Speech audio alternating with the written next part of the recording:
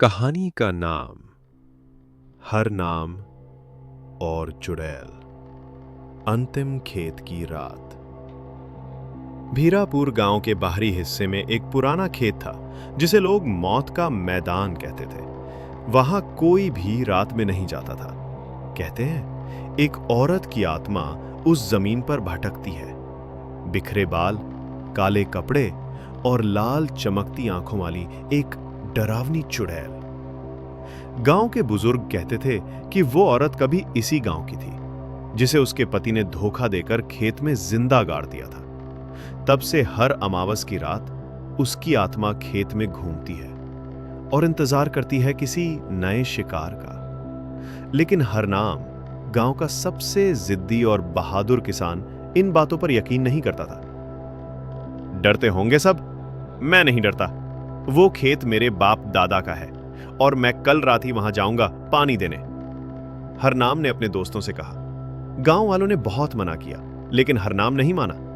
अगली रात वो लालटेन उठाकर अकेला खेत की ओर निकल पड़ा। रास्ता सुनसान था। पीपल का पेड़ हल्के हल्के हिल रहा था, जबकि हवा एकदम बंद थी। हरनाम ने धीरे से कदम बढ़ाए, लेकिन उसके कानों में एक अजीब सी फुसफुसाहट सुनाई दी।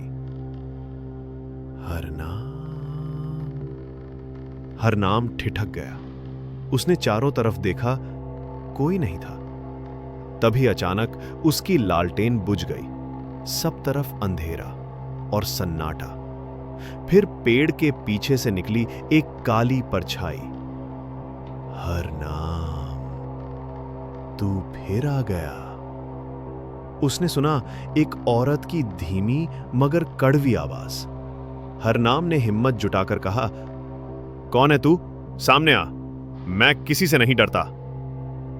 अचानक वो दिखाई दी, चुड़ैल। उसका चेहरा आधा जला हुआ, बाल बिखरे हुए और आंखें खून सी लाल। उसने कहा, तेरी हिम्मत कैसे हुई मेरी जमीन पर आने की? मैंने 3 दिन पहले चेतावनी दी थी। अब तुझे खुद देखना पड़ेगा अंजाम। हरनाम पीछे हटने लगा, लेकिन उसके पैर जैसे जमीन में धंस गए थे। वो हिल भी नहीं पा रहा था। चुड़ैल हंसने लगी। अब तेरा शरीर मिट्टी का होगा और आत्मा मेरी बंदी। खेत में जिसने कदम रखा वो जिंदा वापस नहीं गया। सुबह जब गांव वाले खेत में पहुंचे तो हरनाम की लाश पीपल से उल्टी लटकी मिली। आंखें खुली थीं और चेहरे पर वही डर था जो मौत से पहले इंसान देखता है। कहते हैं अब भी उस खेत में रात के 12 बजे कोई औरत हरनाम कहकर पुकारती है।